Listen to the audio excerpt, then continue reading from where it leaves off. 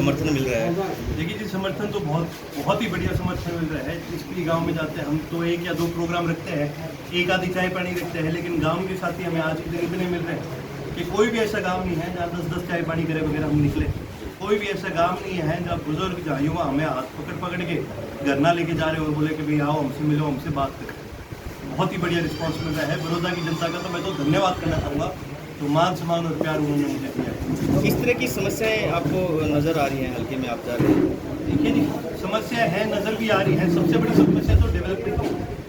आप कोई गांव उठा के देखें, NH जो नेशनल हाईवे और स्टेट हाईवे, उनको छोड़ के कोई भी 2 गांव के बीच की आपको सड़क पक्की नहीं मिलेगी। हर सड़क टूटी पड़ी है, हर गांव के अंदर सड़कें टूटी पड़ी है, किसी गांव की फिरनी नहीं बनी ढंग से आज तक। ये तो गांव की मुसीबत है। कई जगह पानी वाटर लॉगिंग की दिक्कत है, वहाँ सरकार ने कोई समाधान अब तक नहीं दिया। दूसरा सबसे बड़ा जो इशू है वो रोजगार का। 18% बेरोजगारी से 28% बेरोजगारी बढ़ चुकी है अपने इलाके के अंदर। तो युवा जो है आज का कहीं ना कहीं जो पहले उम्मीद लगाए बैठा था भी हमें नौकरी मिलेगी, उस युवक की भी नौकरी कहीं ना कहीं घटने लगी। सर, जिस तरीके से लगातार यहाँ चौधरी देवीलाल का गढ़ रहा है, हुड्डा आने के बाद टूटा, क्या फिर से इनेलो यहाँ से गढ़ बना पाएगी? देखो जी, माननीय भूपेंद्र सिंह हुड्डा जी तो गढ़ तो मैं कह नहीं सकता, लेकिन उन्होंने लोगों को पागल बनाने का जरूर काम किया। ये गढ़ होता तो जितना विकास का काम था सारा रुत तक क्यों लेके गए? बड़ौदा में आप भी बैठे हो, बड़ौदा में मैं भी बैठा हूँ, 10 साल मुख्यमंत्री रह लिए। 10 साल में एक भी 2 गाँव की उन्होंने कोई गली इसी नहीं दिखी कि भाई इसने पक्का करा दी। चौधरी ओम प्रकाश चौटाला ने यहाँ पर शुगर मिल भी बनवाया, इंजीनियरिंग कॉलेज भी बनवाया, नई अनाज मंडी बनाई, नई सब्जी मंडी बनाई।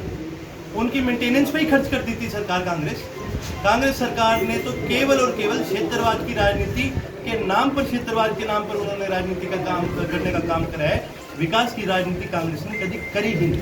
कल दीपेंद्र सिंह हुड्डा गोहाना पहुंचे थे और उन्होंने कहीं ना कहीं JGP और इनेलो पर निशाना साधते हुए कहा था कि जो कुछ लोग वोट काटो हल्के में आए हैं उनसे सावधान रहें। इस पर आप क्या कहोगे? कोई नहीं, हम उनके भी वोट काट देंगे।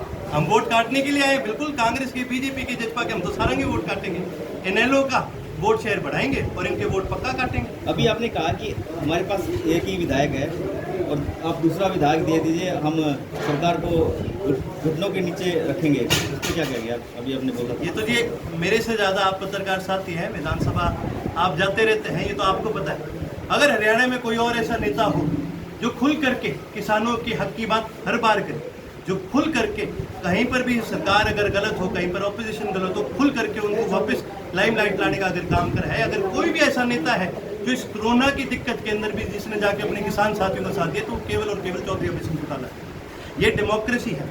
डेमोक्रेसी में कोई कितनी ताकत ले ले, पर सबसे बड़ी ताकत जो है वो जनता के प्यार से आती है। और आज के दिन चौधरी अभय सिंह चौटाला के साथ इतनी जनता है कि जब वो मुख्यमंत्री हो ना हो, लेकिन हरियाणा की जनता उन्हें अपना आज के दिन नेता मानती है। चल, देवीलाल के नाम पर चौधरी रणजीत सिंह चौटाला भी बड़ौदा में घुसे हुए हैं और दिग्विजय चौटाला, रंजीत चौटाला भी चौधरी देवीलाल के नाम से वोट और आप भी।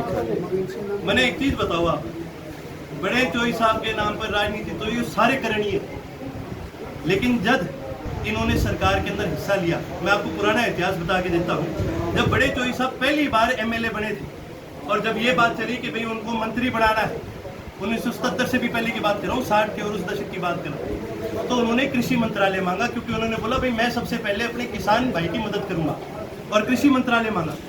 जब वो प्रधानमंत्री बने तो उनको प्रधानमंत्री पद का लालच नहीं था, लेकिन उन्होंने एक अपने देश के किसानों को वादा कराया था कि भी तुम्हारी मैं मदद करने का काम करूँ। उन्होंने सेंटर में कृषि मंत्रालय लेने का काम करा। दुख की बात यह है, मेरे दादाजी दूसरे और ये मेरे भाई, नाम तो लेवे हैं बड़े चोई साहब का, लेकिन जब मंत्रालय लेने की बात आई तो इन्हें देखा भी कौन सा मंत्रालय हमारी जेब भारी करेगा। एक ने बिजली मांगा और एक ने तो सीधा बोला भाई मैंने तो दारू के ठेके दे दिए। अगर इनको सही में बड़े चोई साहब की नीतियों पे चलना होता, कृषि मंत्रालय मांगते।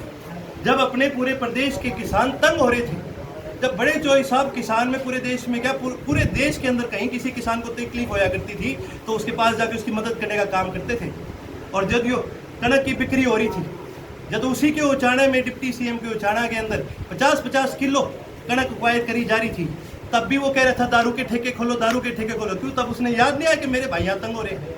ये तो नाम लेवे हैं बड़े चोई साहब का, पर इनको इस चीज़ से फर्क नहीं पड़ता। इन्हें तो एक ही चीज़ की परवाह है कि कैसे न कैसे करके हम अपनी जेब बदलो। ठीक है ठीक है ठीक